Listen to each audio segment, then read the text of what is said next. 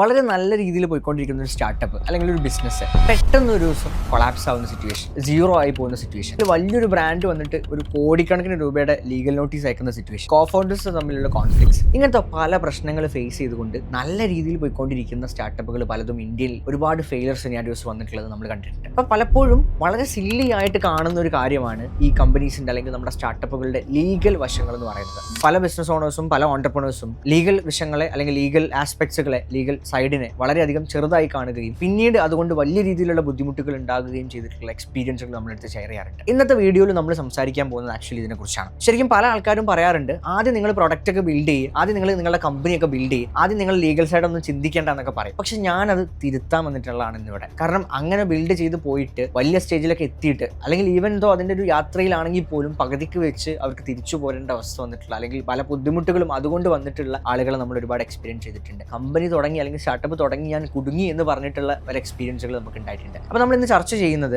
ഇത്തരത്തിൽ നിങ്ങൾക്ക് വരാവുന്ന ഒരു 10 ട്രാപ്പുകളും അതിനെങ്ങനെ നിങ്ങൾക്ക് മറികടക്കാം എന്നുള്ളതും എങ്ങനെ നിങ്ങൾ അതിന് പ്രീപ്ലാൻഡ് ആയിരിക്കണം എന്നുള്ളതിനെ കുറിച്ചാണെന്നുള്ളതാണ്. ആദ്യത്തെ ഒരു മിസ്റ്റേക്ക് ആയിട്ട് നമ്മൾ കണ്ടിട്ടുള്ള ഒരു സംഭവം എന്ന് പറയുന്നത് റോങ് ആയിട്ടുള്ള ബിസിനസ് സ്ട്രക്ചർ എന്നുള്ളതാണ്.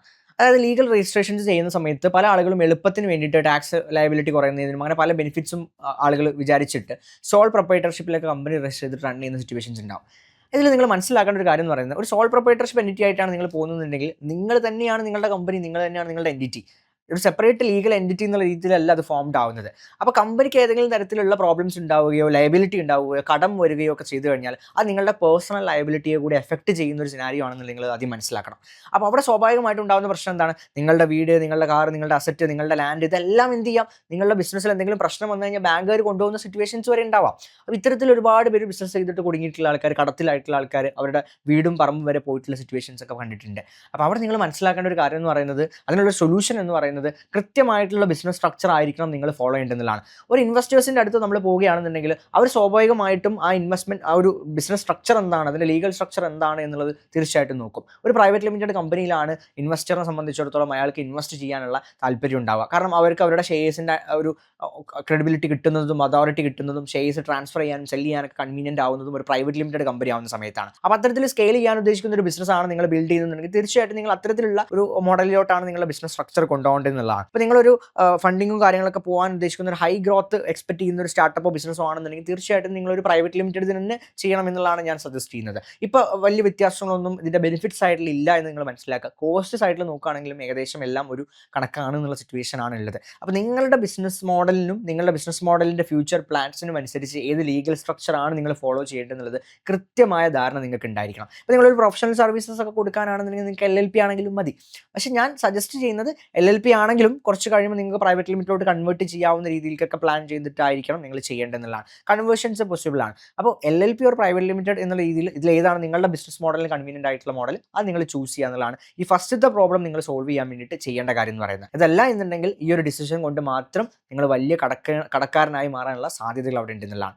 അടുത്തൊരു വലിയ മിസ്റ്റേക്ക് എന്ന് പറഞ്ഞു കഴിഞ്ഞാൽ branding without trade mark protection എന്നുള്ളതാണ്. അതായത് പല ആളുകളും പേരൊക്കെ ഫിക്സ് ചെയ്യും, ലോഗോ ഒക്കെ ഉണ്ടാക്കും, അവർ ഡൊമൈൻ പർച്ചേസ് ചെയ്യും, അതുപോലെ തന്നെ MCAയിൽ കൊണ്ടുപോയി രജിസ്റ്റർ ചെയ്യും, അതിന് ലൈസൻസസ് ഒക്കെ എടുക്കും. എന്നിട്ട് എന്ത് ചെയ്യും? ഒരു 10-15 ലക്ഷം രൂപ അല്ലെങ്കിൽ എത്ര രൂപ മുടക്കിയിട്ട് ബ്രാൻഡിങ്ങും കാര്യങ്ങളൊക്കെ ചെയ്യും. ഒരു 3-4 മാസമൊക്കെ കഴിഞ്ഞ് അത്യാവശ്യം ബ്രാൻഡൊക്കെ ഒരു ഐഡൻറ്റിറ്റി ആയി നിൽക്കുന്ന സമയത്ത്, അത്യാവശ്യം ഓഡിയൻസിലോട്ടൊക്കെ എത്തി നിൽക്കുന്ന സമയത്ത് മറ്റേതെങ്കിലും ഒരു ബ്രാൻഡ് ഈ ബ്രാൻഡ് നെയിമിൻ്റെ പേരിൽ ട്രേഡ് മാർക്ക് ഹോൾഡ് ചെയ്യുകയും ആ ട്രേഡ് മാർക്ക് ഹോൾഡ് ചെയ്യുന്ന ആളുകൾ ഇവരുമായിട്ട് ലീഗൽ കോംപ്ലൈൻസസ്, ലീഗൽ ഇഷ്യൂസിനൊക്കെ വരികയും അതിന് വലിയ രൂപ നഷ്ടപരിഹാരം കൊടുക്കേണ്ടി വരികയോ അല്ലെങ്കിൽ ഇവർ ഈ ബ്രാൻഡ് ഒഴിവാക്കേണ്ട സിറ്റുവേഷൻ വരികയോ ബ്രാൻഡിൻ്റെ പേര് മാറ്റേണ്ടി വരുന്ന സിറ്റുവേഷൻ വരികയോ ഒക്കെ ഉണ്ടാകുന്ന പല പ്രശ്നങ്ങളും ഉണ്ടാവാറുണ്ട്. അപ്പോൾ നിങ്ങൾ മനസ്സിലാക്കേണ്ട ഒരു കാര്യം എന്ന് പറയുന്നത്, നിങ്ങളൊരു ഡൊമൈൻ വാങ്ങി എന്നുള്ളതുകൊണ്ടോ അല്ലെങ്കിൽ MCAയിൽ രജിസ്റ്റർ ചെയ്തു എന്നുള്ളത് കൊണ്ടോ നിങ്ങൾ ആ ബ്രാൻഡ് നെയിമിൻ്റെ ഓണർ ആവുന്നില്ല. നിങ്ങൾക്ക് ആ ബ്രാൻഡ് നെയിമിൻ്റെ ഓണർഷിപ്പ് കിട്ടണം എന്നുണ്ടെങ്കിൽ അതിൻ്റേതായ ലീഗൽ വശത്തിലൂടെ നിങ്ങൾ പോകേണ്ടതുണ്ട്. അതിൻ്റേതായ ഓണർഷിപ്പ് ക്രെഡിബിലിറ്റീസ് നിങ്ങൾ എടുക്കേണ്ടതുണ്ട്. ശരിക്കും ഈ MCA രജിസ്ട്രേഷൻ എന്ന് പറയുന്ന ഒരു അഡ്മിനിസ്ട്രേഷൻ തലത്തിൽ അതിൻ്റെ പെർമിഷൻസ് എടുക്കുന്നതിൻ്റെ ഭാഗമായിട്ടുള്ളൊരു നടപടി മാത്രമാണ്. നിങ്ങൾക്ക് ആ ബ്രാൻഡ് നെയിം ഹോൾഡ് ചെയ്യണം എന്നുണ്ടെങ്കിൽ അതിൻ്റെ ലീഗൽ പ്രോബ്ലംസ് വരാതിരിക്കണം എന്നുണ്ടെങ്കിൽ അവിടെ നിങ്ങൾ കൃത്യമായിട്ട് എന്ത് ചെയ്യണം? അതിൻ്റേതായ രജിസ്ട്രേഷൻസും അതിൻ്റേതായ പ്രോസസ്സുകളിലൂടെയും നിങ്ങൾ പോകേണ്ടതുണ്ട്. അതല്ല എന്നുണ്ടെങ്കിൽ നിങ്ങളുടെ സ്റ്റാർട്ടപ്പിൻ്റെ ബ്രാൻഡ് നെയിമും സ്റ്റാർട്ടപ്പിൻ്റെ ബ്രാൻഡ് വാല്യൂ ഒക്കെ നിങ്ങൾക്ക് നഷ്ടപ്പെടാനുള്ള സാധ്യത വളരെ കൂടുതലാണെന്നുള്ളതാണ്. ഇത് സോൾവ് ചെയ്യാൻ നമുക്ക് എന്താണ് നോക്കുകയാണെന്നുണ്ടെങ്കിൽ, അപ്പോൾ ഇതിനകത്ത് നിങ്ങൾ ട്രേഡ് മാർക്ക് നിയമം അനുസരിച്ച് കൃത്യമായിട്ട് നിങ്ങളുടെ ബിസിനസ് നെയിം അല്ലെങ്കിൽ ബ്രാൻഡ് നെയിം രജിസ്റ്റർ ചെയ്തിരിക്കണം എന്നുള്ളതാണ്. അപ്പോൾ അതെങ്ങനെ നമുക്ക് സോൾവ് ചെയ്യാൻ നോക്കുമ്പോൾ government trade mark public search tool ഉപയോഗിച്ച് നിങ്ങൾക്ക് എന്ത് ചെയ്യാം, ആദ്യം തന്നെ ഇത് സെർച്ച് ചെയ്യാം എന്നുള്ളതാണ്. ഞാൻ ഇതിൻ്റെ വെബ്സൈറ്റിൻ്റെ ഒരു സംഭവം കൊടുക്കാം. അതിനകത്ത് നിങ്ങൾക്ക് പോയിട്ട് എന്ത് ചെയ്യാൻ വേണ്ടി പറ്റും, നിങ്ങളുടെ ബ്രാൻഡ് നെയിം നിങ്ങൾ ചൂസ് ചെയ്തിട്ടുള്ള നെയിം ഓൾറെഡി ട്രേഡ് മാർക്ക് ഉള്ളതാണോ, അതിൽ ട്രേഡ് മാർക്ക് നമുക്ക് എടുക്കാനുള്ള അവൈലബിലിറ്റി ഉണ്ടോ എന്നൊക്കെ നിങ്ങൾക്ക് ചെക്ക് ചെയ്യാൻ വേണ്ടിയിട്ട് പറ്റുന്നതാണ്. എന്നിട്ട് അവിടെ പോയി ബ്രാൻഡ് നെയിം ചെക്ക് ചെയ്ത് ഈ ഒരു 5 മിനിറ്റ് നിങ്ങൾ ചിലവാക്കിയാൽ മതി. അതിനുശേഷം നിങ്ങൾക്ക് അതിന് വേണ്ട രീതിയിലുള്ള കാര്യങ്ങളൊക്കെ കൊടുത്തുകൊണ്ട് തന്നെ അതിൽ നിങ്ങൾക്ക് കൃത്യമായിട്ട് അപ്ലിക്കേഷൻസും കാര്യങ്ങളും പ്രൊസീഡ് ചെയ്തുകൊണ്ട് നിങ്ങൾ ട്രേഡ് മാർക്ക് എടുത്ത ശേഷമാണ് നിങ്ങളുടെ ബ്രാൻഡ് നെയിമിന് നിങ്ങൾ വലിയ പൈസ ഒക്കെ മുടക്കി നിങ്ങൾ ബ്രാൻഡ് ചെയ്യുന്നത്, അല്ലെങ്കിൽ 5 ലക്ഷം 10 ലക്ഷം മുടക്കുന്നുണ്ടെങ്കിൽ ആ 5 ലക്ഷം 10 ലക്ഷം നിങ്ങൾക്ക് പോകാതിരിക്കാനുള്ള ഒരു മാർഗ്ഗമായിട്ടും കൂടി നിങ്ങൾ ഇതിനെ മനസ്സിലാക്കുക എന്നുള്ളതാണ്. അപ്പോൾ എപ്പോഴും നമ്മളൊരു ബ്രാൻഡ് ബിൽഡ് ചെയ്യുമ്പോൾ, നമ്മളൊരു കമ്പനി ബിൽഡ് ചെയ്യുമ്പോൾ കമ്പനീൻ്റെ വാല്യുവേഷനിൽ വരെ ഈ ഒരു ബ്രാൻഡ് വാല്യൂ എന്ന് പറയുന്നത്, ബ്രാൻഡ് നെയിം വാല്യൂ എന്ന് പറയുന്നത് വളരെ മാറ്റർ ആയിട്ടുള്ളൊരു കാര്യമാണ്. അപ്പോൾ നിങ്ങളുടെ ബ്രാൻഡിന് ട്രേഡ് മാർക്ക് എടുത്തിട്ടുണ്ടോ, അതിൻ്റെ IP നിങ്ങൾ ഹോൾഡ് ചെയ്യുന്നുണ്ടോ, അതിൻ്റെ കോപ്പിറൈറ്റ് കാര്യങ്ങൾ നിങ്ങൾ ഹോൾഡ് ചെയ്യുന്നുണ്ടോ എന്നുള്ളതൊക്കെ നിങ്ങളുടെ ഇൻവെസ്റ്റേഴ്സ് ഒക്കെ നിങ്ങളുടെ ചോദിക്കുന്ന ഒരു കാര്യം കൂടിയാണ്. നിങ്ങളുടെ വാല്യുവേഷനിലും കൂടെ അത് ഉൾപ്പെടുന്ന ഒരു കാര്യമാണെന്നുള്ളതുകൊണ്ട് അത് വളരെ സീരിയസ് ആയിട്ടാണ് നിങ്ങൾ എടുക്കേണ്ടതുണ്ട്. നിങ്ങളുടെ ബ്രാൻഡ് നെയിമിന് ട്രേഡ് മാർക്ക് എടുത്തിട്ടുണ്ടെന്ന് നിങ്ങൾ ഉറപ്പ് വരുത്തുക. ഇനി നിങ്ങൾ ബ്രാൻഡ് നെയിം ഇടാൻ ഉദ്ദേശിക്കുന്ന ഒരാളാണെന്നുണ്ടെങ്കിൽ തീർച്ചയായിട്ടും നിങ്ങൾ ട്രേഡ് മാർക്ക് അവൈലബിൾ ആയിട്ടുള്ള ഒരു ബ്രാൻഡ് നെയിം ചൂസ് ചെയ്യുകയും അതിന് ട്രേഡ് മാർക്ക് എത്രയും വേഗം തന്നെ എടുക്കുകയും ചെയ്യുക എന്നുള്ളതാണ്. മൂന്നാമതായിട്ട് നമ്മളൊരു മിസ്റ്റേക്ക് നോക്കുന്ന സമയത്ത് ഇഗ്നോറിംഗ് DPDP ആക്ട് കോംപ്ലയൻസസ് എന്നുള്ളതാണ്. അതായത് ഇന്നിപ്പോൾ നിങ്ങളൊരു ആപ്പ് തുടങ്ങി, ഒരു സ്റ്റാർട്ടപ്പാണ്, നിങ്ങളുടെ ആപ്പ് നിങ്ങൾ മാർക്കറ്റിൽ കൊണ്ടുവന്ന് ലിസ്റ്റ് ചെയ്തു, അതിൽ കുറേ യൂസേഴ്സ് ഒക്കെ കയറിയുണ്ടായി, യൂസേഴ്സിന്റെ പേഴ്സണൽ ഡാറ്റ ഒക്കെ നിങ്ങൾ കളക്ട് ചെയ്യണ്ടായി. ഇങ്ങനെയൊക്കെ ചെയ്ത് നിങ്ങളുടെ ആപ്പ് ഇങ്ങനെ അത്യാവശ്യം നല്ല യൂസേഴ്സൊക്കെ ആയി ഇങ്ങനെ പോയിക്കൊണ്ടിരിക്കുക. ഇതിൻ്റെ അകത്ത് നിങ്ങൾ ഈ യൂസേഴ്സിന്റെ കൺസെന്റ് ഇല്ലാതെയാണ് യൂസേഴ്സിന്റെ പേഴ്സണൽ ഡാറ്റ കളക്ട് ചെയ്തു എന്നുണ്ടെങ്കിൽ ഈ ഒരു പ്രശ്നം കൊണ്ട് നിങ്ങൾ ഇല്ലീഗൽ ആയിട്ടുള്ള ഒരു കാര്യമാണ് ചെയ്യുന്നത്. അതിന്റെ പേരിൽ നിങ്ങൾ കൃത്യമായി സ്യൂ ചെയ്യപ്പെടാനുള്ള, ഈവൻ ജയിലിലടക്കം പോകാനുള്ള സാധ്യതകളുള്ള രീതിയിലുള്ള ഒരു നിയമമാണ് നമുക്കിവിടെ ഇന്ത്യയിലുള്ളതാണ്. അതാണ് നമ്മളുടെ DPDP ആക്ട് എന്ന് പറയുന്നത്, digital personal data protection act എന്ന് പറയുന്ന ഈ ഒരു സിസ്റ്റം എന്ന് പറയുന്നത്. അപ്പോൾ ഇതിൻ്റെ അകത്ത് ഇന്നത്തെ കാലത്ത് നമ്മൾ നോക്കുകയാണെന്നുണ്ടെങ്കിൽ ഇത്തരത്തിൽ കൺസെന്റ് ഇല്ലാതെ ആളുകളുടെ പ്രൈവസി പോളിസിക്ക് അഗെയിൻസ്റ്റ് ആയിട്ട് അവരുടെ പേഴ്സണൽ ഡാറ്റ കളക്ട് ചെയ്യുന്നത് ഇത്തരത്തിൽ ഇല്ലീഗൽ ആയിട്ടുള്ള ഒരു കാര്യമാണ് എന്നുള്ളതാണ് നമ്മൾ എന്ത് ചെയ്തിട്ടുള്ള നമ്മുടെ ഗവൺമെന്റ് വെച്ചിട്ടുള്ള റൂൾ എന്ന് പറയുന്നത്. അപ്പോൾ ഇത് നിങ്ങൾ കൃത്യമായിട്ട് മനസ്സിലാക്കേണ്ട ഒരു കാര്യമാണ്. നമ്മളൊരു ആപ്പൊക്കെ ഡെവലപ്പ് ചെയ്ത് യൂസേഴ്സിന് കൊടുത്ത് യൂസേഴ്സിന് പ്രശ്നമൊന്നുമില്ലല്ലോ, അവരവരുടെ പേരും ഡീറ്റെയിൽസ് ഒക്കെ ഫില്ല് ചെയ്യട്ടെ, നമ്മൾ കളക്ട് ചെയ്യട്ടെ, നമ്മളത് ചെയ്യട്ടെ എന്ന് പറയുന്നിടത്ത് ഈ DPDP ആക്ട് കറക്റ്റായിട്ട് നമ്മൾ ചെയ്തിട്ടില്ല, അതിന്റെ കൺസെന്റ് നമ്മൾ കളക്ട് ചെയ്തിട്ടില്ല, അതിന് വേണ്ട രീതിയിലുള്ള കാര്യങ്ങൾ ചെയ്തിട്ടില്ല എന്നുണ്ടെങ്കിൽ ആ കാരണത്താൽ നമ്മളൊരു ഇല്ലീഗൽ ആയിട്ടുള്ള കാര്യം ചെയ്യുന്നു എന്ന് പറഞ്ഞുകൊണ്ട് നമ്മുടെ ബിസിനസ്സിനെതിരെ, നമ്മുടെ കമ്പനിക്കെതിരെ, നമ്മൾക്കെതിരെ ഒരു ലീഗൽ പ്രോബ്ലംസ് വരാനുള്ള സാധ്യത അവിടെ ഉണ്ടെന്നുള്ളതാണ്. ഇതൊക്കെ പലപ്പോഴും പല ആളുകളും ശ്രദ്ധിക്കാതെ പോകുന്ന കാര്യങ്ങളാണെന്നുള്ളതാണ് നിങ്ങൾ മനസ്സിലാക്കേണ്ടത്. അപ്പോൾ അതിൽ സ്പെഷ്യലി നമ്മൾ നോക്കുകയാണെങ്കിൽ ഇതിനെങ്ങനെ നമുക്ക് സോൾവ് ചെയ്യാന്നുള്ളതും കൂടി പറഞ്ഞുതരാം. ഇതിനകത്ത് ഫസ്റ്റ് നിങ്ങൾ ചെയ്യേണ്ട കാര്യം എന്ന് പറയുന്നത് പ്രോപ്പർ ആയിട്ടുള്ള നോട്ടീസ് ആൻഡ് കൺസെന്റ് എന്നുള്ളതാണ്. അവിടെ നിങ്ങൾ കൃത്യമായിട്ട് ആപ്പിൽ കയറുന്ന സമയത്ത് തന്നെ ഇതിനൊരു പ്രോപ്പർ കൺസെന്റ് ഫ്രെയിംവർക്ക് ഉണ്ട്. അത് ഫോളോ ചെയ്തുകൊണ്ട് തന്നെ അതിൽ കൃത്യമായിട്ടുള്ള ഒരു, ഇപ്പോൾ നമ്മൾ അഗ്രി എന്നുള്ള രീതിയിലുള്ള ടേംസ് ആൻഡ് കണ്ടീഷൻസും പ്രൈവസി പോളിസി ഒക്കെ അഗ്രി ചെയ്യുന്നത് കണ്ടിട്ടില്ല, അത്തരത്തിലൊരു അഗ്രിമെന്റ് അവിടെ എന്ത് ചെയ്യണം, നിങ്ങൾ കൊടുക്കണം എന്നുള്ളതാണ്. അത് അഗ്രി ചെയ്താൽ മാത്രമാണ് നിങ്ങൾ ആ പേഴ്സണൽ ഡാറ്റ കളക്ട് ചെയ്യാൻ പാടുള്ളൂ. രണ്ടാമതായിട്ട് ഒരു ഗ്രീവിയൻസ് ഓഫീസർ നിങ്ങൾ വെക്കണം എന്നുള്ളത്. അതായത് എന്തെങ്കിലും പരാതി ഉണ്ടെങ്കിൽ യൂസർക്ക് ബന്ധപ്പെടാൻ പറ്റുന്ന ഒരു ഓഫീസർ നിങ്ങളുടെ കമ്പനിയിൽ ഉണ്ടായിരിക്കണം. അങ്ങനെ ഒരു കോൺടാക്ട് അതിൻ്റെ അകത്ത് വിസിബിൾ ആയിരിക്കണം. അതിങ്ങനെ ഒരാളെ നിങ്ങൾ നിയമിക്കണം എന്നുള്ളതും നിർബന്ധമായിട്ടുള്ളൊരു കാര്യമാണ്. ആൻഡ് അതുപോലെ തന്നെ പ്രൈവസി പോളിസീസ് കൃത്യമായി നിങ്ങൾ അപ്ഡേറ്റ് ചെയ്തുകൊണ്ടേയിരിക്കണം. അപ്പോൾ പലപ്പോഴും നിങ്ങൾ ആപ്പിൽ പല അപ്ഡേറ്റുകൾ വരുന്ന സമയത്ത് അതിനനുസരിച്ച് തന്നെ നിങ്ങൾ ആപ്പിൽ കുറേ റിക്വയർമെന്റുകളും കുറേ ഡീറ്റെയിൽസുകളൊക്കെ കൂടുതൽ കളക്ട് ചെയ്യുന്നതൊക്കെ ഉണ്ടാവാം. അപ്പോൾ അതിനനുസരിച്ച് നിങ്ങളുടെ പ്രൈവസി പോളിസിയും നിങ്ങൾ അപ്ഡേറ്റ് ചെയ്തിട്ടുണ്ട് നിങ്ങൾ ഉറപ്പ് വരുത്തണം. ഇനീഷ്യലി നിങ്ങൾ ആപ്പ് ഡെവലപ്പ് ചെയ്യുന്ന സമയത്ത് കൊടുത്തിട്ടുള്ള പ്രൈവസി പോളിസി തന്നെ ആയിരിക്കണം എന്നില്ല, നിങ്ങൾ പിന്നീട് കണ്ടിന്യൂ ചെയ്യേണ്ടത്. അപ്പോൾ അതിന് മാറ്റങ്ങൾ വരുന്നതിനനുസരിച്ച് നിങ്ങളുടെ പ്രൈവസി പോളിസിയിലും അതിനനുസരിച്ചുള്ള മാറ്റങ്ങളും അപ്ഡേറ്റുകളും നിങ്ങൾ ഉറപ്പായിട്ടും വരുത്തിയിരിക്കണം എന്നുള്ളതാണ്. ഇതല്ല എന്നുണ്ടെങ്കിൽ നിങ്ങൾക്ക് വലിയ രീതിയിലുള്ള ലീഗൽ ടെൻഷൻസ് വരാനുള്ള സാധ്യതകൾ അവിടെ ഉണ്ട്. അപ്പോൾ അത് എന്തായാലും തീർച്ചയായിട്ടും ശ്രദ്ധിക്കുക എന്നുള്ളതാണ്. നാലാമതൊരു മിസ്റ്റേക്ക് നമ്മൾ പറയുകയാണെന്നുണ്ടെങ്കിൽ നമ്മൾ അതിനെ ഹാൻഡ് ഷേക്ക് ഡീൽ എന്ന് പറയാം. അതായത് നമ്മൾ വാക്കാൽ പറഞ്ഞിട്ട് അല്ലെങ്കിൽ കയ്യൊക്കെ കൊടുത്തിട്ട് നമുക്ക് ഇനി അങ്ങനെ അങ്ങോട്ട് ചെയ്യാം, അങ്ങനെ സെറ്റാക്കാം എന്നൊക്കെ പറഞ്ഞിട്ട് നമ്മൾ നല്ല കമ്പനിക്കാരായതുകൊണ്ട്, നല്ല ഫ്രണ്ട്സൊക്കെ ആയതുകൊണ്ടും, നല്ല ബന്ധുക്കളായതുകൊണ്ടും, അവർ നമ്മളെ ഭയങ്കര സുഹൃത്തുക്കളാണ് അല്ലെങ്കിൽ നമ്മൾ വേണ്ടപ്പെട്ട ആൾക്കാരാണ് എന്നുള്ളത് കൊണ്ട് ഇനി അഗ്രിമെന്റ് ഒന്നും ചെയ്യണ്ട, അതിപ്പോൾ ഇനി പേപ്പറിലൊന്നും ആക്കണ്ട, നമ്മൾ വാക്ക് കൊടുത്തല്ലേ, നമ്മൾ വാക്ക് പറഞ്ഞതല്ലേ എന്ന് പറഞ്ഞ് ബിസിനസ് ചെയ്യുന്ന കുറേ ആൾക്കാരുണ്ട്, അല്ലെങ്കിൽ സ്റ്റാർട്ടപ്പ് തുടങ്ങുന്ന കുറേ ആൾക്കാരുണ്ട്. ഇവർ തമ്മിൽ പ്രോപ്പർ ആയിട്ടുള്ള അഗ്രിമെന്റുകളോ കാര്യങ്ങളൊന്നും ചെയ്യില്ല. ആദ്യത്തിൽ മെല്ലെ മെല്ലെ ബിസിനസ് ഒന്ന് ഡെവലപ്പായി നല്ല ലാഭത്തിലൊക്കെ പോകുമ്പോൾ സ്വാഭാവികമായിട്ടുള്ള പ്രശ്നങ്ങൾ ഇങ്ങനെ വന്നു തുടങ്ങും ഒരു സൈഡ്. രണ്ടാമത് എന്താണ്, ഇവർ തമ്മിൽ എന്തൊക്കെയാണ് ഇവരുടെ റോൾസെന്നോ റെസ്പോൺസിബിലിറ്റീസെന്നോ അതിനെ കുറിച്ചൊന്നും ഒരു ക്ലാരിറ്റി വരുത്തിയിട്ടുണ്ടാവില്ല. അതൊക്കെ വാക്കാൽ പറഞ്ഞിട്ടുണ്ടാവും, ഡിസ്കസ് ചെയ്തിട്ടുണ്ടാവും, പക്ഷെ അത് പേപ്പറിലാക്കിയിട്ടുണ്ടാവില്ല, ഡോക്യുമെന്റ് ചെയ്തിട്ടുണ്ടാവില്ല. അപ്പോൾ ഇവിടെ സ്വാഭാവികമായിട്ടും ഒരാൾ വീക്ക് ആകുമ്പോൾ മറ്റാൾക്കും പ്രശ്നങ്ങൾ വരും, മറ്റാൾ വീക്ക് ആകുമ്പോൾ ഇവിടെ പ്രശ്നങ്ങൾ വരും, ഇതിന്റെ പ്രശ്നങ്ങൾ, ഇതുകൊണ്ടുള്ള കോൺഫ്ലിക്ട്സുകൾ, കാര്യങ്ങൾ, ഇവർ അങ്ങോട്ടും ഇങ്ങോട്ടും വർക്ക് ഡ്യൂപ്ലിക്കേഷൻസ് വരുന്ന സിറ്റുവേഷൻസ്, ഇങ്ങനത്തെ പ്രശ്നങ്ങളും ഈ ഒരു പ്രശ്നം കൊണ്ട് വരുന്നതായിട്ട് വരും. അടുത്തൊരു പ്രശ്നം പറയുകയാണെന്നുണ്ടെങ്കിൽ ഇപ്പോൾ പെട്ടെന്ന് ഇട്ടെറിഞ്ഞിട്ട് ഒരു കോഫൗണ്ടറായിട്ട് നിന്നിരുന്ന, പാർട്ണറായി നിന്നിരുന്ന ആൾക്ക് എന്ത് ചെയ്യണം, ബിസിനസ് നല്ല രീതിയിൽ പോവാണ്, പക്ഷെ ആൾക്ക് പെട്ടെന്നൊന്ന് പുറത്തു പോകേണ്ട ആവശ്യമുണ്ട്. അപ്പോൾ ആൾ പറയാണ്, ഇത് നമുക്ക് എന്ത് ചെയ്യാം, ഇതിൻ്റെ പകുതി ഷെയർ എനിക്ക് ഞാൻ തന്നാൽ മതി, ബാക്കി എടുത്തോ, ഞാൻ എന്ത് ചെയ്യണം, പുറത്തു പോകണമെന്ന് പറഞ്ഞിട്ട് ആ പകുതി ഷെയറിനുള്ള പൈസ ഒന്നുകൂടി എന്ന് പറഞ്ഞാൽ എങ്ങനെ ഉണ്ടാവും. ഇത്തരത്തിലുള്ള കുറേ പ്രശ്നങ്ങൾ നടക്കുന്ന പല കമ്പനീസും നമുക്കറിയാം. അപ്പോൾ ഇവരുടെയൊക്കെ ഒരു പ്രശ്നം, ഇവരൊക്കെ നമ്മളെടുത്ത് സംസാരിക്കുന്ന സമയത്ത് നമ്മൾ ആദ്യം ഇവരെടുത്ത് ചോദിക്കുക, അപ്പോൾ നിങ്ങൾ അഗ്രിമെൻ്റ് ഒന്നും ചെയ്തില്ലേ? അപ്പോൾ ഇവർ പറയും, നമ്മൾ ഭയങ്കര സുഹൃത്തുക്കളല്ലേ, നമ്മൾ ഭയങ്കര ബന്ധുക്കളല്ലേ, അതുകൊണ്ട് നമ്മൾ അഗ്രിമെൻറ്റും കാര്യങ്ങളൊന്നും ചെയ്തില്ല എന്ന് പറയും. പക്ഷേ ഇവരാണ് ഏറ്റവും വലിയ മിസ്റ്റേക്സുകൾ ഉണ്ടാക്കുന്നത്. ഈ പേരും പറഞ്ഞ് കോടതിയിലും മറ്റും കേസും പ്രശ്നവും കാര്യങ്ങളൊക്കെ ആയിട്ട് നടക്കുന്ന ഒരുപാട് പേരുണ്ട്. പക്ഷേ ഒരു കോടതിയിലോ കാര്യങ്ങളിലോ ആരെങ്കിലും എടുത്ത് പോയി കഴിഞ്ഞ് ഈ കേസുകൾ സംസാരിച്ചാൽ പോലും അവിടെ വാലിഡ് ആയിട്ടുള്ള ഒരു ഡോക്യുമെൻറ്റോ കാര്യങ്ങളോ ഇല്ലാതെ അവിടെ യാതൊരു തരത്തിലുള്ള റെലവൻസും എന്തിലില്ല എന്നുള്ളതാണ് ഈ ഒരു സംസാരിക്കുന്ന സമയത്തോ ഈ ഒരു ഡിസ്കഷൻസ് നടക്കുന്ന സമയത്തോ ഇല്ല എന്നുള്ളതാണ്. അപ്പോൾ അങ്ങനെ പല ആളുകൾക്കും വലിയ രീതിയിലുള്ള നഷ്ടങ്ങൾ സംഭവിച്ചിട്ടുണ്ട് എന്നുള്ളതാണ്.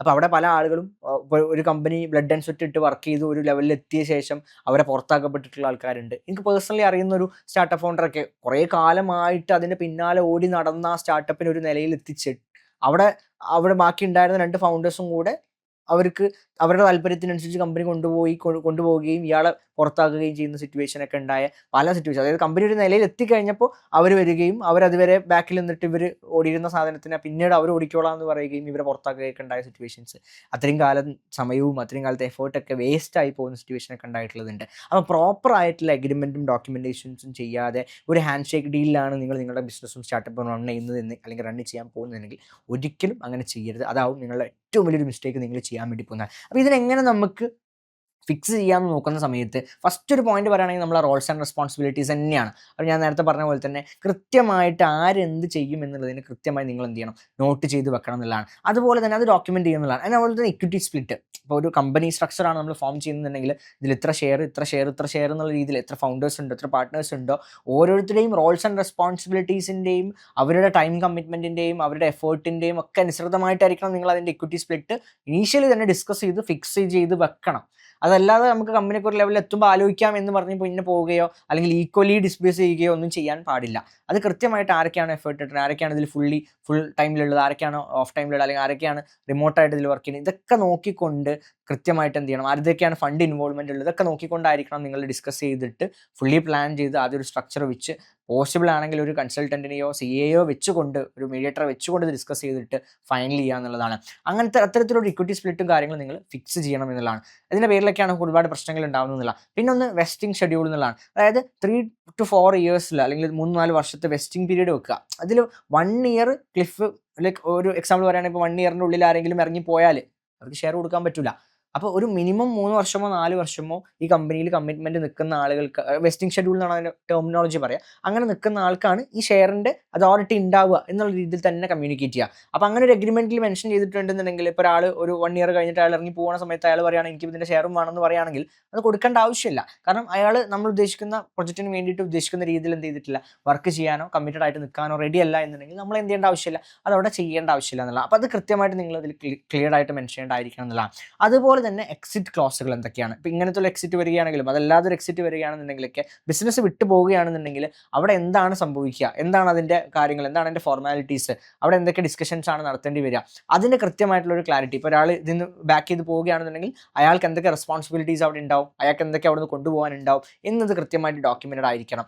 ഇതില്ല എന്നുണ്ടെന്നുണ്ടെങ്കിൽ പ്രത്യേകിച്ചും ഒരുപാട് പ്രശ്നങ്ങൾ ഉണ്ടാകുന്നതാണ്. ഇപ്പോൾ വെസ്റ്റിംഗ് വെക്കുന്നത് ഒരു ഡിസ്ട്രസ്റ്റിൻ്റെ ലക്ഷണമാണെന്ന് കരുതരുത്. അല്ലെങ്കിൽ അങ്ങനെ നമ്മളൊരു വെസ്റ്റിംഗ് കാര്യങ്ങളൊക്കെ വെക്കുമ്പോൾ നമ്മൾ ഫോഴ്സ് ചെയ്യാണ്, അങ്ങനെയൊന്നുമില്ല. ഇതൊരു മ്യൂച്വൽ പ്രൊട്ടക്ഷൻ, എല്ലാവർക്കും പ്രൊട്ടക്ഷൻ വേണ്ടിയിട്ടാണ്, എല്ലാവർക്കും റെസ്പെക്ട് ചെയ്തുകൊണ്ട് തന്നെ അതിലുള്ള എല്ലാ പാർട്ട്നേഴ്സും കൂടി തീരുമാനിച്ച് വെക്കേണ്ട ഒരു കണ്ടീഷനാണെന്നുള്ളതാണ്. അപ്പോൾ അത്തരത്തിലാണ് നിങ്ങൾ ഈ ഒരു പ്രോബ്ലത്തിന് സോൾവ് ചെയ്യേണ്ടതെന്നുള്ളതാണ്. അടുത്തൊരു പ്രശ്നം നമ്മൾ നോക്കുകയാണെന്നുണ്ടെങ്കിൽ ഡിലേയിങ് GST രജിസ്ട്രേഷൻ എന്നുള്ളതാണ്. ഇത് 5ാമത്തെ പ്രശ്നമായിട്ട് നമുക്ക് പറയാം. അതായത് ഇപ്പോൾ പല ആളുകളും പറയുന്നൊരു സംഭവമാണ് 20 ലക്ഷത്തിന് മുകളിൽ ടേൺ ഓവർ അല്ലെങ്കിൽ 40 ലക്ഷത്തിന് മുകളിൽ ടേൺ ഓവർ ചെയ്യുമ്പോൾ GST മതിയല്ലോ, അപ്പോൾ പ്രൊഡക്റ്റിലാണെങ്കിൽ അത്രയും നമുക്ക് പറ്റുന്നില്ല, അപ്പോൾ GST എടുത്താൽ മതിയല്ലോ എന്ന് പറയുന്ന കുറേ ആൾക്കാരെ ഞാൻ കാണാറുണ്ട്. ഞാൻ നിങ്ങളെടുത്ത് പ്രിഫർ ചെയ്യുന്നത്, നിങ്ങൾ കമ്പനി തുടങ്ങി ആദ്യത്തെ പ്രോസസ്സുകൾ നടന്നുകൊണ്ടിരിക്കുന്ന സമയത്ത് നിങ്ങൾ ബാങ്ക് അക്കൗണ്ട് റെഡി ആയാലും ഉടനെ തന്നെ നിങ്ങൾ GSTക്ക് പോകണം. കാരണം പലപ്പോഴും ഇന്ന് മെജോറിറ്റി പരിപാടികൾക്കും നമുക്ക് എന്ത് ചെയ്യുന്നുണ്ട്, നമ്മൾ GST അങ്ങോട്ട് പേ ചെയ്യുന്നുണ്ട്. അപ്പോൾ ഇനീഷ്യൽ സ്റ്റേജിലൊക്കെ നമ്മളെ കമ്പനി നമ്മൾ ബിൽഡ് ചെയ്യുന്ന സമയത്ത് നമുക്ക് കുറേ എക്സ്പെൻസുകൾ വരുന്നുണ്ടല്ലോ. ഈ എക്സ്പെൻസിലൊക്കെ നമുക്കൊരു വലിയൊരു എമൗണ്ട് GST എന്ത് ചെയ്യുന്നുണ്ട്, അവിടെ പോകുന്നുണ്ട്. ഇവിടെ ഈ സമയത്ത് നിങ്ങൾ കൃത്യമായി GST എടുത്തിട്ടുള്ള കമ്പനിയാണെന്നുണ്ടെങ്കിൽ ഈ GST ഒക്കെ നിങ്ങൾക്ക് ക്ലെയിമബിൾ ആണ്. അത് നിങ്ങൾ ആദ്യം മനസ്സിലാക്കണം എന്നുള്ളതാണ്. ഇനി ഇത് മാത്രമല്ല, നിങ്ങൾ ഈ ഒരു ടേൺ ഓവർ പീരീഡ് കാര്യങ്ങളൊക്കെ ക്രോസ് ചെയ്ത് കഴിഞ്ഞാൽ 20 ലക്ഷം അല്ലെങ്കിൽ 40 ലക്ഷം വരുമാനം വരുന്നത് വരെ ഇത് ഹോൾഡ് ചെയ്യുന്ന ഒരു സെനാരിയോ പലരും ഒരു ധാരണയായിട്ട് വെക്കുകയാണെന്നുണ്ടെങ്കിൽ ഇതിൽ ചില കേസിൽ സംഭവിക്കുന്ന ഒരു പ്രശ്നം എന്ന് പറയുന്നത്, പല സംസ്ഥാനങ്ങളിലും പല നിയമങ്ങളുള്ളതുണ്ട്. അപ്പോൾ വേറൊരു സംസ്ഥാനത്ത് നിങ്ങൾ കർണാടകയിലോട്ട് ഇത് വിൽക്കുന്നുണ്ടെങ്കിൽ, അല്ലെങ്കിൽ കേരളത്തിൽ നിന്ന് കർണാടകയിലേക്ക് നിങ്ങൾ വിൽക്കുന്നുണ്ടെങ്കിൽ അവിടെയൊക്കെ നിങ്ങൾക്ക് GST ഒരു പ്രശ്നം ബുദ്ധിമുട്ടായിട്ട് വരുന്നതാണ്. അതുപോലെ തന്നെ ഓൺലൈനായിട്ട് നിങ്ങൾ വിൽക്കുന്നുണ്ടെങ്കിലും അവിടെ GST നിർബന്ധമാണെന്നുള്ളത്. അപ്പോൾ ആമസോൺ, ഫ്ലിപ്കാർട്ട് പോലെയൊക്കെയുള്ള പ്ലാറ്റ്ഫോമുകളിൽ നിങ്ങൾ പോകുന്നുണ്ടെങ്കിൽ അവിടെ നിങ്ങൾക്ക് GST എന്നുള്ളത് നിർബന്ധമാണ്. അപ്പോൾ ഇങ്ങനെ എന്തുകൊണ്ട് നിങ്ങൾ എടുക്കണം എന്ന് വെച്ച് കഴിഞ്ഞാൽ പ്രോപ്പറായിട്ട് നിങ്ങൾ ക്ലിയർ ആയിട്ട് നിങ്ങൾ ഈ ഒരു ഫോർമാലിറ്റി ഫോളോ ചെയ്തില്ല എന്നുണ്ടെങ്കിൽ നിങ്ങൾക്ക് ഒരുപാട് പൈസയും നഷ്ടപ്പെടും, ഒരുപാട് ലീഗൽ പ്രശ്നങ്ങളും അതുകൊണ്ട് വരാനുള്ള ചാൻസ് ഉണ്ട്, ഒരുപാട് ഓപ്പർച്യൂണിറ്റീസ് നിങ്ങൾക്ക് മിസ്സാവുന്നതാണ്. കാരണം ഒരു റെപ്യൂട്ടഡ് ആയിട്ടുള്ള ഒരു ബ്രാൻഡോ കമ്പനിയോ നിങ്ങളോടായിട്ട് ബിസിനസ് ചെയ്യണം, B2B ചെയ്യണം എന്നൊക്കെ ആഗ്രഹിക്കുകയാണെന്നുണ്ടെങ്കിൽ അവർ തീർച്ചയായിട്ടും GST കാര്യങ്ങളൊക്കെ ഉണ്ടോ എന്നുള്ളതൊക്കെ നോക്കും. കാരണം ഒരു GST ഒക്കെ ഉള്ള കമ്പനി എന്ന് പറയുമ്പോൾ ഒരു റെപ്യൂട്ടേഷനും ഒരു ക്രെഡിബിലിറ്റിയും തന്നെയാണ്. അത് നിങ്ങൾക്ക് യൂട്ടിലൈസ് ചെയ്യാൻ വേണ്ടിയിട്ട് പറ്റും എന്നുള്ളതാണ്. സോ അവിടെ നിങ്ങൾക്ക് പ്രോപ്പർ ആയിട്ടുള്ള ഇൻപുട്ട് ടാക്സ് ക്രെഡിറ്റും കാര്യങ്ങളൊക്കെ കിട്ടാനും അതുപോലെ തന്നെ ഒരു ട്രസ്റ്റ് ബിൽഡ് ചെയ്യാനൊക്കെ ഈ GST എടുക്കുന്നതിലൂടെ നിങ്ങൾക്ക് പറ്റും എന്നുള്ളതാണ്. കാരണം എല്ലാ കമ്പനിക്കും അങ്ങനെ GST എടുക്കാൻ പറ്റില്ല. അപ്പോൾ പല രീതിയിലുള്ള സ്കാമുകളും കാര്യങ്ങളൊക്കെ നടക്കുന്നതുകൊണ്ട് തന്നെ പുറത്തുനിന്നൊക്കെയുള്ള കമ്പനീസ് നമ്മളായിട്ട് അസോസിയേറ്റ് ചെയ്യാനൊക്കെ ട്രൈ ചെയ്യുന്ന സമയത്ത് നമ്മൾക്ക് GST ഇല്ല എന്നൊക്കെ പറയുമ്പോൾ അവർക്കൊരു കൺസേൺ ആവാനുള്ള സാധ്യതകളൊക്കെ അവിടെ ഉണ്ട്. അവിടെ നിങ്ങൾ GST ഒക്കെ ഉണ്ടെന്ന് പറയുന്ന സമയത്ത് അവിടെ റെപ്യൂട്ടേഷൻ തന്നെയാണ്, അതൊരു നിങ്ങളുടെ ട്രംപ് കാർഡായിട്ട് നിങ്ങൾക്ക് അതിനെ യൂസ് ചെയ്യാൻ വേണ്ടി പറ്റുന്ന ഒരു കാര്യമാണ്. അപ്പോൾ GST രജിസ്ട്രേഷൻ എന്നുള്ളത് നിങ്ങൾ തീർച്ചയായിട്ടും ഡിലേ ചെയ്യരുത്. അത് പെട്ടെന്ന് തന്നെ ഒരു ബാങ്ക് അക്കൗണ്ട് ഓപ്പണിംഗ് കാര്യങ്ങളൊക്കെ ചെയ്താൽ തന്നെ നിങ്ങൾ ഇമ്മീഡിയറ്റ് ആയിട്ട് ചെയ്യാൻ നോക്കുക എന്നുള്ളതാണ്. അതുകൊണ്ട് തന്നെ നിങ്ങൾ വരുമാനം വരാൻ കാത്തിരിക്കേണ്ട GST എടുക്കുക എന്നുള്ളതാണ്. നിങ്ങളുടെ എക്സ്പെൻസുകളിൽ പോലും നിങ്ങൾക്ക് നല്ലൊരു പൈസ അവിടെ സേവ് ചെയ്യാൻ വേണ്ടി പറ്റും. അത് മനസ്സിലാക്കിക്കൊണ്ട് നിങ്ങൾ GST പെട്ടെന്ന് എടുക്കുക എന്നുള്ളതാണ്. ആറാമത്തെ ഒരു മിസ്റ്റേക്ക് പറയുകയാണെന്നുണ്ടെങ്കിൽ എനിക്ക് തന്നെ എൻ്റെ ഒരു പേഴ്സണലി എൻ്റെ ഒരു കമ്പനിയിൽ കിട്ടിയിട്ടുള്ള ഒരു മിസ്റ്റേക്ക് ആണെന്ന് തന്നെ പറയാം. കാരണം വലിയൊരു എമൗണ്ട് ഞാൻ ഒരു കാലത്ത് ഫൈൻ അടക്കേണ്ടി വന്നു. അത് ഏകദേശം ഒരു 1.5 വർഷം മുന്നത്തെ ഒരു സ്റ്റോറിയാണ്. നമ്മളൊരു പാർട്ണർഷിപ്പിൽ ഒരു കമ്പനി തുടങ്ങിയിട്ടുണ്ടായി. ആ പ്രോജക്റ്റ് നമ്മൾ ഉദ്ദേശിച്ച രീതിയിൽ നമുക്ക് വർക്കൗട്ട് ചെയ്യാൻ പറ്റാത്തതുകൊണ്ട് നമ്മൾ ആ പ്രോജക്റ്റ് ഡ്രോപ്പ് ചെയ്തു. പക്ഷേ ആ കമ്പനി രജിസ്റ്റർ ചെയ്ത് നമ്മൾ അവിടെ ഇട്ടിട്ടുണ്ടായിരുന്നു. അത് പിന്നീട് നോക്കാമെന്ന് വിചാരിച്ചു.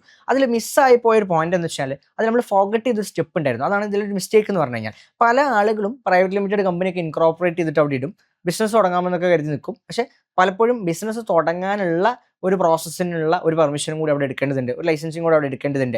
അത് ക്രിയേറ്റ് ചെയ്തിട്ടില്ല എന്നുണ്ടെങ്കിൽ, അത് ഓപ്പറേറ്റ് ചെയ്യാനുള്ള ലീഗൽ പെർമിഷൻ കൂടി നിങ്ങൾ എടുക്കണം എന്നുള്ളതാണ്. അത് നിങ്ങൾ എടുത്തിട്ടില്ല എന്നുണ്ടെങ്കിൽ അതിന് കുറേ ബുദ്ധിമുട്ടുകൾ നിങ്ങൾ വരാനുണ്ട്. ഇനിയിപ്പോൾ അത് നിങ്ങൾ ബിസിനസ് ചെയ്തിട്ടില്ല എന്നുണ്ടെങ്കിൽ നിങ്ങൾ എന്ത് ചെയ്യണം? പ്രൈവറ്റ് ലിമിറ്റഡ് രജിസ്റ്റർ ചെയ്തു എന്നുള്ളത് കൊണ്ട്, ഇൻകോർപ്പറേറ്റ് ചെയ്തു എന്നുള്ളത് കൊണ്ട് കൃത്യമായിട്ട് നിങ്ങൾ എന്ത് ചെയ്യണം? INC 20A എന്ന് പറയുന്ന നിങ്ങളുടെ declaration of commencement of business എന്നുള്ളത് ഒരു ഫോം നിങ്ങൾ എന്ത് ചെയ്യണം? ചെയ്യേണ്ടതുണ്ട്.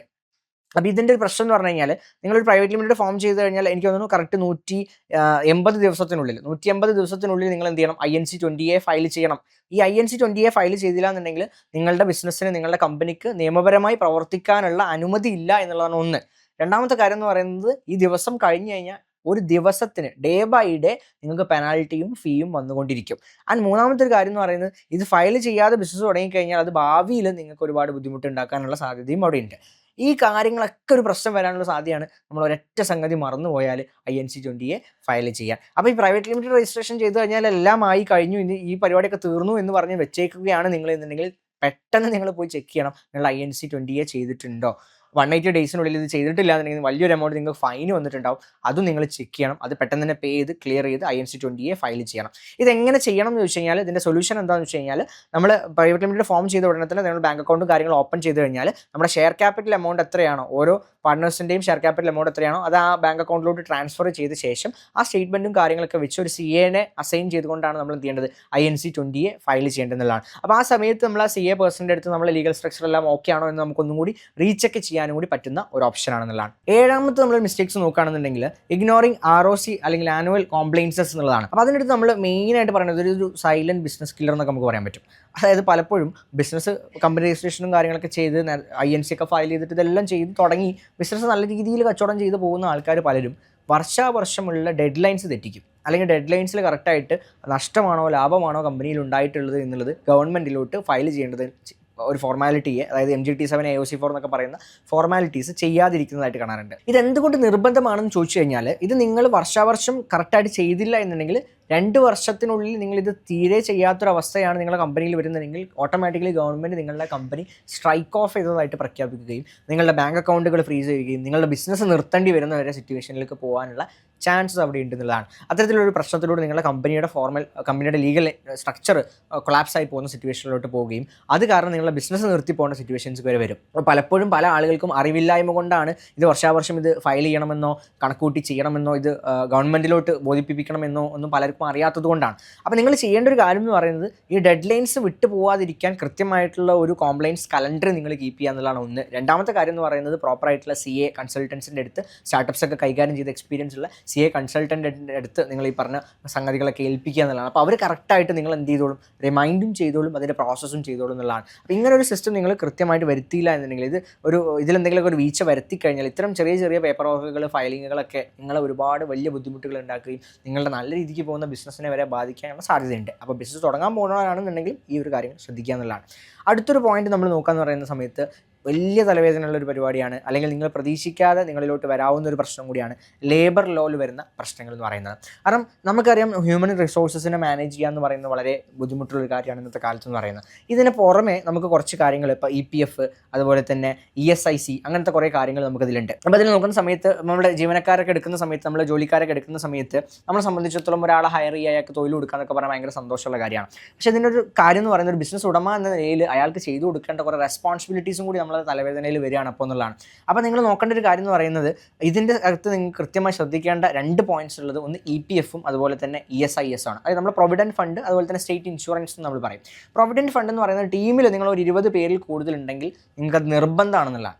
പ്രൊവിഡൻറ്റ് ഫണ്ട് എപ്പോഴാണ് നിർബന്ധമാകുന്നത്, നിങ്ങൾക്ക് 20 പേരിൽ കൂടുതൽ സാലറീഡ് ആയിട്ടുള്ള സ്റ്റാഫുകൾ നിങ്ങൾക്ക് ഉണ്ട് എന്നുണ്ടെങ്കിൽ നിങ്ങൾ തീർച്ചയായിട്ടും അവിടെ എന്ത് ചെയ്യണം, സ്ഥിരമായിട്ടുള്ള സ്റ്റാഫുകൾ ഉണ്ടെന്നുണ്ടെങ്കിൽ പ്രൊവിഡൻറ്റ് ഫണ്ട് എന്നുള്ള EPF നിങ്ങൾ എന്ത് ചെയ്തിരിക്കണം എന്നുള്ളതാണ്. രണ്ടാമത്തെ ടീമിൽ 10 പേര് കൂടുതലുണ്ടെങ്കിലും എന്താണ് നിർബന്ധമാണ്, രണ്ടാമത്തെ നിർബന്ധമാണ് സ്റ്റേറ്റ് ഇൻഷുറൻസ് ESIC എന്ന് പറയുന്നത്. അപ്പോൾ ഈ 2 കാര്യങ്ങൾ നിങ്ങളുടെ കമ്പനിക്ക് ആവശ്യമുണ്ടോ എന്നാൽ അത് നിർബന്ധമായി നിങ്ങൾ ചെയ്തിരിക്കണം. ഇതെല്ലാം എന്നുണ്ടെങ്കിൽ ലേബർ ലോൺ അണ്ടറിലുള്ള ഡിപ്പാർട്ട്മെൻറ്റും കാര്യങ്ങളൊക്കെ നിങ്ങളുടെ ഓഫീസിൽ വരികയും വിസിറ്റ് ചെയ്യുകയും ഇതിൻ്റെ റിവ്യൂ ചെയ്യുകയും ഇത് കൃത്യമായിട്ട് ചെയ്യാത്തതിൻ്റെ പേരിൽ നിങ്ങൾക്ക് വലിയ രീതിയിലുള്ള പെനാൽറ്റി കാര്യങ്ങളൊക്കെ വരികയൊക്കെ സിറ്റുവേഷൻസ് ഉണ്ടാവും. പിന്നെ ഇതിൻ്റെ അകത്ത് തന്നെ ബാക്കി നൽകുന്ന പണം ഒറ്റയടിക്ക് അടക്കേണ്ടി വരുന്ന അവസ്ഥയൊക്കെ ഉണ്ടാവും. അതായത് ഇതിനകത്ത് പെനാൽറ്റി എത്രയാണോ വരുന്നത് അത് കണക്ക് കൂട്ടിയിട്ട് അപ്പം നിങ്ങൾ പേ ചെയ്യണം, അല്ലെങ്കിൽ ബിസിനസ് ചെയ്യാൻ വേണ്ടി പറ്റില്ല, ക്ലോസ് ചെയ്യണം എന്നൊക്കെയുള്ള സിറ്റുവേഷൻസ് വരെ വരാനുള്ള സാമ്പത്തിക പ്രതിസന്ധിയിൽ വരെ നിങ്ങൾ എത്തിക്കാൻ പറ്റുന്ന ഒരു നിയമമാണ് ഈ പ്രശ്നം എന്ന് പറയുന്നത്. അപ്പോൾ നിങ്ങൾ കൃത്യമായിട്ട് ഇതിനെക്കുറിച്ച് ബോധേഡായിരിക്കണം എന്നുള്ളതാണ്. അപ്പോൾ ഇതിന് കൃത്യമായിട്ടുള്ള യൂണിഫൈഡ് പോർട്ടലുകളൊക്കെ ഉണ്ട്. ഇപ്പോൾ നമുക്ക് യൂണിഫൈഡ് ശ്രാം സുവിധ പോർട്ടൽ എന്നൊക്കെ പറയുന്ന ഒരു പോർട്ടലും കാര്യങ്ങളൊക്കെ ഇതിൻ്റെ അകത്തുണ്ട്. ഇതിൻ്റെ അകത്ത് കയറിയിട്ടാണ് നിങ്ങൾ എന്ത് ചെയ്യേണ്ടത്, ആ ഒരു സിംഗിൾ വിൻഡോ ഓപ്ഷനിലൂടെ നിങ്ങൾക്ക് നിങ്ങളുടെ ലേബർ നിയമങ്ങളും കാര്യങ്ങളൊക്കെ നോക്കിയിട്ട് അത് രജിസ്റ്റർ ചെയ്യാനും അതുപോലെ തന്നെ നിങ്ങൾക്ക് വേണ്ട കാര്യങ്ങളൊക്കെ ഇതിൽ ചെയ്യാനും വേണ്ടിയിട്ട് പറ്റുന്നതാണ്. അപ്പോൾ നിങ്ങൾക്ക് ഈ ഒരു ടീം സൈസും ടീം മെമ്പേഴ്സിനൊക്കെ അനുസരിച്ച് ചെയ്യേണ്ട ഒരു കാര്യമാണ്. അപ്പോൾ ഇത് പലപ്പോഴും ടീമൊക്കെ ഇങ്ങനെ എക്സ്പാൻഡ് ചെയ്ത് പോകുന്ന സമയത്ത് നമ്മളിത് വിട്ടുപോകും. അപ്പോൾ ഇത് വിട്ടു പോകരുത്, ഇത് നിർബന്ധമായിട്ട് നിങ്ങൾ ചെയ്യണം. നിങ്ങളുടെ HR ഡിപ്പാർട്ട്മെൻറ്റിലൊക്കെ ഉള്ള ആൾക്കാർക്ക് ഇതിനെക്കുറിച്ച് അറിയുന്നതുണ്ടാവും. അപ്പോൾ അവരോട് അതിനനുസരിച്ച് കൺസൾട്ട് ചെയ്ത് കാര്യങ്ങൾ ചോദിച്ച് CA അതുപോലെ തന്നെ കൺസൾട്ടൻസിനൊക്കെ വെച്ചിട്ട് ഇതിൻ്റെ ഫോർമാലിറ്റീസ് ചെയ്യുക എന്നുള്ളതാണ് നിങ്ങൾ ചെയ്യേണ്ടത്. ഓക്കെ, 9ാമത്തെ മിസ്റ്റേക്കായിട്ട് ഞാൻ പറയാൻ പോകുന്നൊരു കാര്യം എന്ന് പറയുന്നത്, ഞാനതൊരു എക്സാമ്പിൾ വെച്ചിട്ടാണ് പറയുന്നത്. ഒരു പെർട്ടിക്കുലർ ലോയുടെ കാര്യമാണ് നമ്മളിവിടെ പറയുന്നത്, ഇഗ്നോറിങ് PSARA റൂൾ എന്നുള്ളതാണ്. അതായത് PSARA റൂൾ എന്ന് പറയുന്നത് private security agencies regulation act ആണ്. അതായത് ഇപ്പോൾ നിങ്ങളൊരു സെക്യൂരിറ്റി ഏജൻസിയോ അല്ലെങ്കിൽ സർവൈലൻസ് ഏജൻസിയോ കാര്യങ്ങളൊക്കെയാണ് നിങ്ങൾ റണ്ണ് ചെയ്യുന്നുണ്ടെങ്കിൽ അതിന് വേണ്ട ഒരു ആക്റ്റാണത്. പക്ഷേ ഈ ഒരു സംഗതിയിൽ മാത്രമല്ല നിങ്ങൾ ഡിസ്കസ് ചെയ്യേണ്ടത്. നിങ്ങളൊരു F&B ഇൻഡസ്ട്രിയിൽ ചെയ്യുകയാണെങ്കിൽ F&B ഇൻഡസ്ട്രിക്കായിട്ടുള്ള ആക്റ്റുകളുണ്ട്. അതുപോലെ തന്നെ ഓരോ ഇൻഡസ്ട്രിക്കും അതിൻ്റേതായ ആക്റ്റും അതിൻ്റേതായ ബോർഡുകളുണ്ട്. അവിടെ അതിൻ്റേതായ റെഗുലേഷൻസുകളും ലൈസൻസുകളും നിങ്ങൾ എടുക്കേണ്ടത്, പെർമിഷൻസുകൾ എടുക്കേണ്ടതായിട്ടുള്ളത് ഉണ്ടാവും. അപ്പോൾ അത് നോക്കാതെയാണ് നിങ്ങൾ ചെയ്യുന്നതെന്നുണ്ടെങ്കിൽ തീർച്ചയായിട്ടും അതൊരു ക്രിമിനൽ ഒഫൻസ് ആയിട്ട് വരെ വരാവുന്ന സിറ്റുവേഷൻസ് അതിലുണ്ട്. അപ്പോൾ അതിൻ്റെ എക്സാമ്പിളാണിത്. കാരണം ഒരു ലൈസൻസ് ഇല്ലാതെ നിങ്ങളൊരു സെക്യൂരിറ്റി ഏജൻസിയൊക്കെ റൺ ചെയ്യുന്നുണ്ടെങ്കിൽ അതൊരു ക്രിമിനൽ ഒഫൻസ് ആണ് ഇന്നത്തെ നമ്മുടെ ഒരു നിയമവശങ്ങളിൽ നോക്കുന്ന സമയത്ത്. അപ്പോൾ അതിന് നിങ്ങൾ ചെയ്യേണ്ട കാര്യം എന്ന് പറയുന്നത്, ഇപ്പോൾ ഈ സെക്യൂരിറ്റി ഏജൻസിയുടെ കേസിലാണെന്നുണ്ടെങ്കിൽ നിങ്ങൾക്ക് അതിനുള്ള ലൈസൻസും കാര്യങ്ങളും എന്ത് ചെയ്യാൻ വേണ്ടി പറ്റും, ബിസിനസ് തുടങ്ങുന്നതിന് മുന്നേ തന്നെ അവിടുത്തെ ഓരോ കറണ്ട് സ്റ്റേറ്റിലെ ഹോം ഡിപ്പാർട്ട്മെൻറ്റ്സിൽ റിക്വസ്റ്റ് ചെയ്തിട്ട് അവിടെ രജിസ്ട്രേഷൻസ് കാര്യങ്ങളൊക്കെ ചെയ്തിട്ട് ചെയ്യാൻ വേണ്ടി പറ്റുന്നതാണ്. അപ്പോൾ നിങ്ങൾ F&B ഇൻഡസ്ട്രി ആണെന്നുണ്ടെങ്കിൽ അതിന് FSSAI ആയാലും അതുപോലെ തന്നെ അത്തരത്തിലുള്ള ലൈസൻസസും കാര്യങ്ങളൊക്കെ എടുത്തിട്ട് വേണം നിങ്ങൾ പോകാനെന്നുള്ളതാണ്. അപ്പോൾ അത് ചെയ്യാതെ പോയി കഴിഞ്ഞാൽ നിങ്ങളുടെ ബിസിനസ്സിന് അത് ബുദ്ധിമുട്ടുണ്ടാക്കും. അപ്പോൾ അത്തരം നിങ്ങളുടെ സെക്ടറിന് അല്ലെങ്കിൽ ഇൻഡസ്ട്രിക്ക് സ്പെസിഫിക് ആയിട്ടുള്ള ബോർഡുകൾ ആക്റ്റുകൾ ഉണ്ടാവും. അതിൻ്റെ ലൈസൻസുകൾ സർട്ടിഫിക്കേഷൻസുകൾ നിർബന്ധമായിട്ടും നിങ്ങൾ എടുത്തിരിക്കണം എന്നുള്ളതാണ്.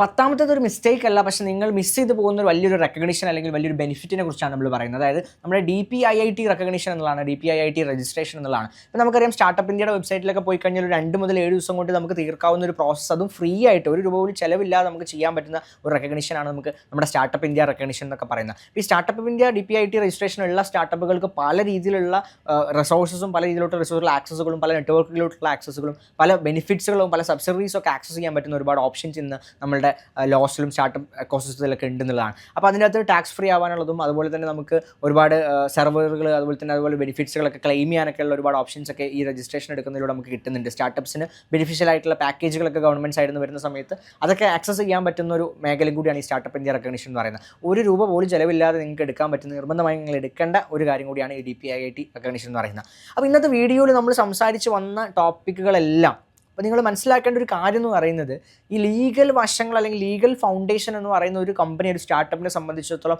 ഓപ്ഷണൽ ആയിട്ടുള്ളൊരു കാര്യമല്ല, നിർബന്ധമായിട്ടുള്ളൊരു കാര്യമാണ്. അത് ക്ലിയർ ആക്കിയ ശേഷം മാത്രം, അത് ഫൗണ്ടേഷൻ ബിൽഡ് ചെയ്ത ശേഷം മാത്രമാണ് നിങ്ങൾ അതിൻ്റെ മുകളിലോട്ട് നിങ്ങളുടെ പ്രൊഡക്റ്റും മാർക്കറ്റിങ്ങും ബിസിനസ്സും ഒക്കെ നിങ്ങൾ ആലോചിക്കാൻ പാടുള്ളൂ എന്നുള്ളതാണ് നിങ്ങൾ മനസ്സിലാക്കേണ്ടത്. അതല്ല എന്നുണ്ടെങ്കിൽ നിങ്ങൾ എത്ര കാലം ബിസിനസ് ചെയ്തു എന്നുള്ളതുകൊണ്ടോ എത്ര പ്രോഫിറ്റ് ഉണ്ടാക്കിയതുകൊണ്ടോ എന്നുള്ളതൊന്നും അവിടെ റെലവൻ്റ് ആയിരിക്കില്ല, വിസിബിൾ ആയിരിക്കില്ല, അല്ലെങ്കിൽ വയബിൾ ആയിരിക്കില്ല എന്നുള്ളതാണ്. നിങ്ങൾക്ക് ബിസിനസ് ചെയ്തു എന്നുള്ളതുകൊണ്ട് നിങ്ങൾ ബുദ്ധിമുട്ടാവുന്ന അല്ലെങ്കിൽ പ്രശ്നങ്ങൾ ഉണ്ടാകുന്ന സിറ്റുവേഷനിൽ വരെ പോകാനുള്ള കാരണങ്ങൾ നമ്മളിന്ന് ചർച്ച ചെയ്തു. അപ്പോൾ നിങ്ങൾ മനസ്സിലാക്കേണ്ട ഒരു കാര്യം എന്ന് പറയുന്നത്, നിങ്ങളൊരു സ്റ്റാർട്ടപ്പ് ഫൗണ്ടർ ആണെന്നുണ്ടെങ്കിൽ നിങ്ങൾ ഈ പറഞ്ഞ വശങ്ങളെല്ലാം ഒരു ഓൾറെഡി ക്ലാരിറ്റി ഉണ്ടെന്ന് ഉറപ്പ് വരുത്തുക, അല്ലെങ്കിൽ അതിനനുസരിച്ചുള്ള എക്സ്പേർട്സിൻ്റെ അടുത്ത് അഡ്വൈസസ് എടുക്കുക, അതിനനുസരിച്ചുള്ള കാര്യങ്ങൾ ചെയ്യുക എന്നുള്ളതാണ്. അതുപോലെ തന്നെ നിങ്ങൾ സ്റ്റാർട്ടപ്പ് ഫൗണ്ടേഴ്സ് ആയിട്ടുള്ള അല്ലെങ്കിൽ സ്റ്റാർട്ടപ്പ് ഫൗണ്ടർ ആവാൻ ആഗ്രഹിക്കുന്ന ആൾക്കാരാണെങ്കിൽ ഇതൊക്കെ അവെയർ ആയിട്ടിരിക്കുക. നിങ്ങളുടെ സ്റ്റാർട്ടപ്പ് ഫൗണ്ടേഴ്സോ അല്ലെങ്കിൽ ബിസിനസ് ഓണേഴ്സൊക്കെ ആയിട്ടുള്ള ഫ്രണ്ട്സ് അല്ലെങ്കിൽ നിങ്ങളുടെ ഫാമിലിയിലൊക്കെ ഉള്ള ആൾക്കാർക്ക് ഇത് ഷെയർ ചെയ്ത് കൊടുക്കുക. അവരോട് ഇതൊക്കെ ചെയ്തിട്ടെന്ന് ഉറപ്പ് വരുത്താൻ നിങ്ങൾ ഉറപ്പ് നോക്കുക എന്നുള്ളത്. കാരണം അവരും ഇങ്ങനത്തെ ലീഗൽ പ്രശ്നങ്ങളൊന്നും ബുദ്ധിമുട്ടിലൊന്നും പെടരുത് എന്നുള്ളത് നമ്മളുടെയും കൂടി ഉത്തരവാദിത്തമായിട്ട് നിങ്ങൾ കണ്ടിട്ട് അവരെയും കൂടി ഷെയർ ചെയ്ത് കൊടുക്കുക എന്നുള്ളതാണ്. ആൻഡ് ഇതുപോലെ നിങ്ങൾക്ക് എന്തെങ്കിലും കൺസേൺഡ് കാര്യങ്ങളെക്കുറിച്ച് അറിയണമെന്നുണ്ടെങ്കിൽ, അല്ലെങ്കിൽ അത്തരത്തിൽ എന്തെങ്കിലും റിക്വയർമെൻറ്റുകൾ നിങ്ങൾക്ക് ഉണ്ടെങ്കിൽ, ഈ ഒരു സ്പേസിൽ എന്തെങ്കിലും കാര്യങ്ങളെക്കുറിച്ച് നമ്മൾ ചർച്ച ചെയ്യേണ്ടതുണ്ടെങ്കിൽ തീർച്ചയായിട്ടും നിങ്ങൾ കമൻറ്റ് ബോക്സിൽ അറിയിക്കുകയും കൂടി ചെയ്യുക. So signing off here. നിങ്ങൾക്ക് ഇനിയും ഒരുപാട് കാര്യങ്ങളുമായിട്ട് നമ്മൾ അടുത്ത വീഡിയോയിൽ കാണാം.